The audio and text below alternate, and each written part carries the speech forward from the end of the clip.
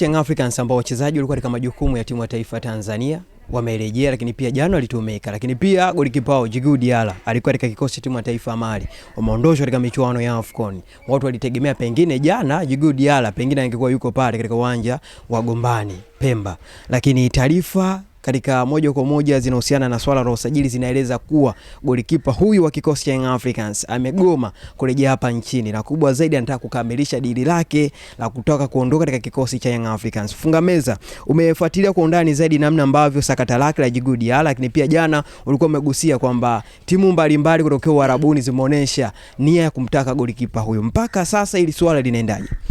Of course, Diarra ni miongoni mwa wachezaji ambao wamepata ofa nyingi kutoka hapa nchini Tanzania. Wachezaji ambao wanacheza ligi ya Tanzania ambao wamekwenda ushiriki AFCON, mara baada ya ushiriki wao umeonekana kuwa na matokeo chanya zaidi kwao katika mustakabali wa maisha yao ni Djigui Diarra. Silizungumza kabla, nadhani hata Zaka za kazi hajazungumza hilo swala kwamba Djigui Diarra ni miongoni mwa wachezaji ambao wamekuwa na mvuto mkubwa katika AFCON ambayo inaendelea sasa hivi nchini Morocco.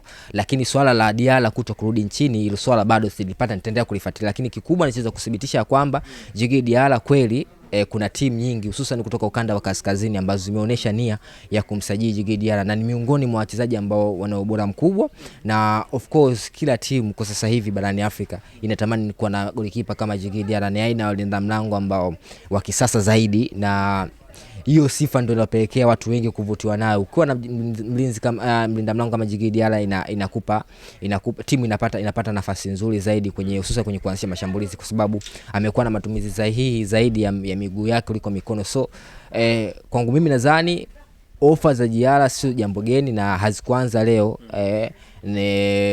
Tangia ndio maana Young Africans wakaamua kumuongeza mkataba mrefu ambao utaisha 2027. Kwa utagundua kwamba ni mchezaji ambaye amekuwa na hizo muendelezo wa kupata ofa kutokana na ubora ambao uko nao, kwa sababu amekuwa na muendelezo katika ligi kuu soka Tanzania bara, lakini amekuwa na muendelezo katika ligi ya mabingwa barani Afrika, kombe la shirikisho, lakini pia consistency kucheza katika timu ya taifa kama ya Mali, taifa ambalo limekuwa na wachezaji wengi wenye ubora mkubwa ambao wanacheza nje pia mipaka ya Tanzania. Kwa hiyo kwangu mimi nadhani ana deserve kupata hizo ofa, lakini swala la kwamba hamegoma hapana, lakini kwamba ni miongoni mwa wachezaji ambao walipewa likizo fupi kabla ya kujiunga na timu. Na kwa taarifa ambazo niko nazo hapa kwamba Djigui Diarra ataungana na timu ikirudi hapa Dar es Salaam, kwa sababu yeye hakuwa tena katika sehemu ya program za kule visiwani Zanzibar. Hawa ambao wamerudi ambao wameungana na wenzao bali visiwani Zanzibar, ukiangalia kwa asilimia kubwa ni wa Tanzania ambao mara baada ya AFCON wamerudi hapa nchini Tanzania. Lakini kuna wachezaji ambao sio wa Tanzania mpaka sasa bado katika taifa yao wanaendelea kupata likizo ya muda mfupi. Pengine Yanga ni wakati sasa kufikiria pengine kumuuza Djigui Diarra. Kutazama katika eneo la goalkeeping la kikosi Young Africans, yuko pale Msheri ambaye jana amefanya vizuri, lakini pia yupo Komena Abubakar. Ni wakati sahihi wa Yanga kuachana na Djigui Diarra, pengine kuchukua pesa na moja kwa moja kumuuza? Sio wakati sahihi. Kwa nini kama sio wakati sahihi? Sio wakati sahihi kwa sababu mimi mara zote napinga utaratibu wa timu ambazo zinaendelea kukua kuwa zinauza wachezaji, kwa sababu Young Africans kama watakubali kumwachia Djigui Diarra inamaanisha kwamba nakubali kupiga hatua moja kurudi nyuma na sio kupiga hatua kwenda mbele. Kwa level ambao wako nao sasa hivi Dar es Salaam Young Africans ni level ambayo lazima wahakikishe wanaweza kuwazuia wale wachezaji wote bora ili mradi waweze kuwa na ile consistency ya muendelezo wa kufanya vizuri. Kumbuko miongoni mwa sababu ambayo iliwaangusha sana Simba mpaka sasa hivi wanaendelea kujitafuta ni kuwauza wachezaji wake wawili, kwa maana Luis Jose Miquissone pamoja na Chama katika ubora wao. Timu baada ya kuona timu ipo vizuri wakatoa wachezaji wawili wakaamini kwamba ni wachezaji wa kawaida tu na watatafuta wengine watafanya kile ambacho amekuwa akikifanya Chama na Luis Jose Miquissone. Mara baada ya kuuzwa hapo, nadhani hii ili anguko ambayo tunaliona ndani ya Costa Simba, sababu kubwa ni hizo sajili mbili ambazo walizifanya katika misimu ya nyuma. So hata Young Africans, na ndio maana watu wamekuwa wakisema vibaya Young Africans kwa sababu wengi wao hawajui mpira namna ambavyo unakwenda na hawajui haina ya timu ya Young Africans ni timu ya daraja gani kwa sasa. Kipindi ambacho uwezi ukakaa ukasema kwamba leo hii labda leo hii Real Madrid useme ni wakati sahihi wa kumuuza Mbappe.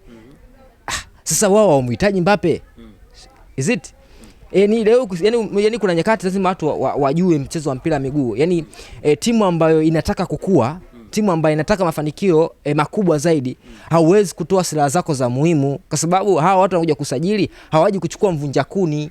Sisi tumeelewana. Leo hii akija hapa CR Belouizdad kuja kuchukua mchezaji ndani ya Young Africans, atachukua mchezaji yule kwenye top level, yule wa top level, Kwa maana wewe akishachukuliwa ndio mchezaji, wewe unashuka chini. Kwa hiyo watu wanapaswa kutambua kwamba Young Africans wao hawana baya na mchezaji yoyote, lakini kikubwa wanalinda maslahi ya timu yao, wanalinda performance ya timu yao, wanapambana kuhakikisha timu yao inazidi kukua. Kwa hiyo kama utakubali kuwaachia wachezaji wako bora, lazima utakubali kushuka chini, na Young Africans kwa sasa hawako tayari kushuka chini, na ndio maana wamekuwa wakitumia gharama kubwa sana kuhakikisha wanaendelea kuwazuia ama kwa maintain wachezaji wao wenye ubora mkubwa, ili mradi kuwa na ile consistency ya ubora kila baada ya siku. Kikubwa anachokifanya ni kuongezea nyama. Ukiona mchezaji anaachwa, basi imefikia pagumu kweli, kwa maana kuna hapa lazima hauzwe. Itokee kama ilivyokuwa kwa Kylian Mbappe na PSG. Namna ambavyo mambo yamekwenda, of course kwa nyakati nafikia basi acha, lakini kwamba kuna uwezekano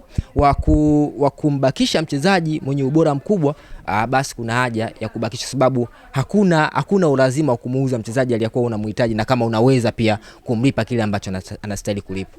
Mkataba wako unamalizika mwaka 2027. Si kipindi kirefu, hivi karibuni tu pengine moja kwa moja inawezekana akamaliza mkataba wake na kuondoka kama mchezaji huru. Ni sawa Yanga kumuongeza mkataba, kama atataka kuondoka basi Yanga wavune pesa nyingi kutoka kwake Djigui Diarra, kwa sababu amemchukua, yuko pale zaidi ya misimu mitatu sasa hivi kikosi Young Africans. Of course unaweza ukirudi kwenye issue ya marketing, kwa maana issue ya kibiashara, unaweza ukasema kwamba kwa nini siauzwe? Is it? Lakini kuna nyakati mchezaji bora, timu inasema bora au mchezaji mkataba wake ufanyaje? Uishi, aondoke bure, kuliko kumwachia kipindi ambacho mimi nahitaji kitu kikubwa. Wenda kuondoka kwa Diarra, ama kipindi ambacho hiki ambacho watu wanategemea kwa Diarra akiondoka, akienda kusaidia ndani ya Dar es Salaam Africans, anaweza akapa mafanikio makubwa. Wenda kufanya vizuri katika michuano ya kimataifa ambayo kimsingi wao ndio ni yao kubwa, si ndio? Kwa hiyo ukikubali kumwachia, na maana utapiga hatua kurudi nyuma. Kwa hiyo mimi sidhani kwenye issue ya kibiashara it's okay. Mchezo wa mpira miguu ni kuuza na kununua. Kwa wakati utauza mchezaji, kwa wakati nao utanunua mchezaji, wakati utauza utanunua mchezaji. Lakini kwenye hiyo biashara lazima uangalie wewe malengo yako ni yapi. Kuna baadhi ya timu wao ni kazi yao kubwa ni kuzalisha tu, kwamba yeye atachukua mchezaji wa daraja la kawaida, atamkuza, atazalisha, atafanyaje? Atamuuza. Wapo ama zipo aina ya timu hizo. Lakini pia kuna aina ya timu ambazo zenyewe kazi yake kubwa ni kununua ili kupata mafanikio. Mfano, ukiniambia timu kama Real Madrid, wewe sio timu ambayo inaweza kukuza kipaji chini ili kije kisaidie klabu. Lakini klabu ambayo kila siku yenyewe kazi yake ni kununua. Kila siku wachezaji wote bora ndani ya Real Madrid wamewanunua kwa gharama kubwa, na wengi wanaondoka pale mikataba yao ikiisha. Kwa nini hawauzi? Hivyo mshakujiuliza kwa nini hivyo? Mkaga mshakuuliza kwa nini Real Madrid wachezaji wake wengi bora hawauzi? Sababu inahitaji kushinda makombe. Na washindi makombe. Wanashinda. Yes. Kwa hiyo ukishagundua hilo, utagundua kwamba kuna nyakati unaweza kuwa ni timu ambayo kazi yako kubwa ni kununua tu. Sio kuuza ujui. Kuna watu kazi yao kuoa, kuacha wafanyaje? Hawajui, wapo. Kwa hiyo hata Young Africans miongoni mwa taasisi ama miongoni mwa klabu ambayo inajua kununua lakini kuuza haijui. Ni sera ya klabu. Ikitokea mchezaji anatoka kuuzwa, wakaona kwamba itakuwa na maslahi kwao, wanaweza wakafanya hiyo biashara. Kwa hiyo mimi nadhani hiki ambacho wanakifanya Young Africans kwangu mimi ni sahihi, kwa sababu ili uweze kuwini mataji, ili uweze kushindana na wapinzani wenye ambao wana ubora mkubwa, lazima uwe na wachezaji bora. Yes, wewe unaenda kumuuzia mchezaji CR Belouizdad, kesho unakutana naye kwenye ligi ya mabingwa barani Afrika, unakuta silaha zako zote zipo kule, wewe unafikiri utakuwa kwenye hali gani? Yes, kwa hiyo kwangu mimi nadhani kwenye issue ya kibiashara unaweza kusema Young Africans wamuuze Diarra, yes wamuuze. Lakini kwenye issue ya mafanikio Young Africans hawapaswi kufanyaje? Kumuuza Diarra. Shukrani sana Funga Meza. Asante sana.